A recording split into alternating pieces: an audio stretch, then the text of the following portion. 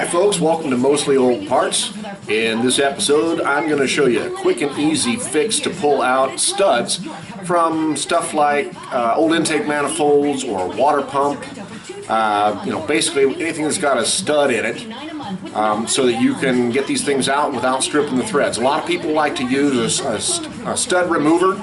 I'll show you what that tool looks like. To me, unless the thing is broken or torn up really bad, there's no sense in using it because it'll strip the threads. You don't want to use a pair of vice grips, you don't want to use a pair of pliers because you're going to screw up a perfectly good stud. So let me show you how it's done.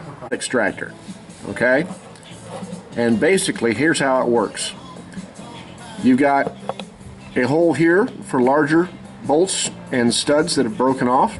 Well, bolts that have broken off.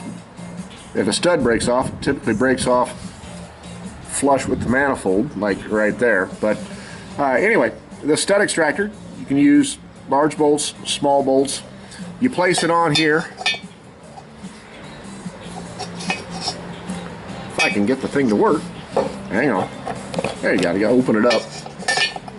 And you put it on there, and you put a ratchet in here, okay? This thing has got a serrated edge on this wheel down here. And you place it on there, and as you tighten it up, it comes around and comes in contact with the stud. And at that point, you put a ratchet in here, and it grips down tight and pulls it out as you rotate this around, okay? You understand? You follow?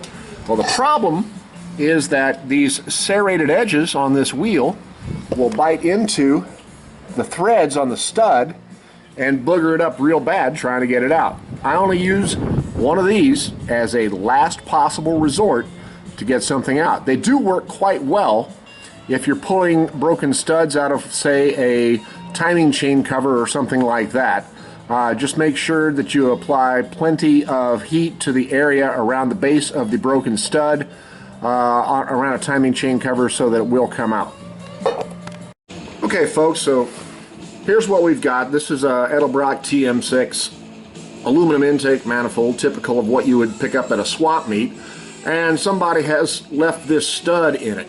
And I'm going to take that thing out because I'm going to put a little bit longer stud in it to accommodate a carburetor spacer. So the first thing you want to do is find the appropriate nut to fit on the thread.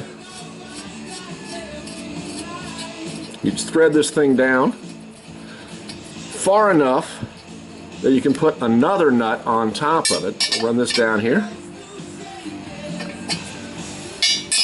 And this is so easy and so simple that you're going to think to yourself, why did I ever buy a stud remover?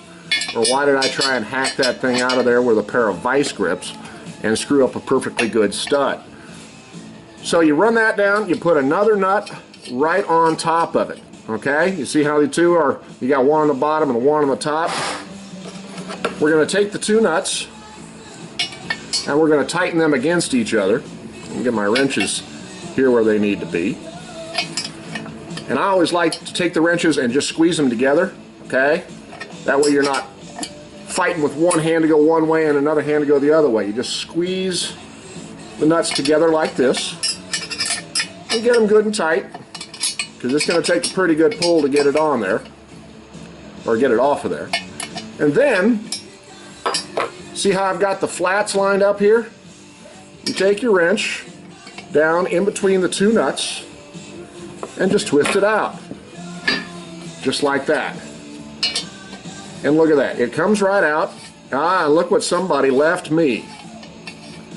No wonder they hadn't pulled this out.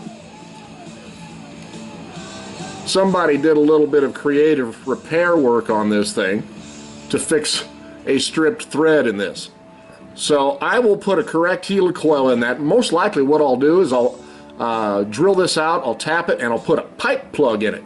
See, this is just a standard thread bolt that somebody used and tapped out. But I'll put a pipe plug in this thing. I'll machine the top of the pipe plug down so it's nice and flush after I've tightened it up with some Loctite on it. At that point, I will center punch and drill a hole down into the intake manifold, rethread the hole, and I'll have nice brass threads in there instead of aluminum threads, and it should never strip out again. But that's quite a surprise. I didn't see that under all the dirt that was already caked on there. So I learned something today, and you learned something today. Hopefully we don't have this problem again.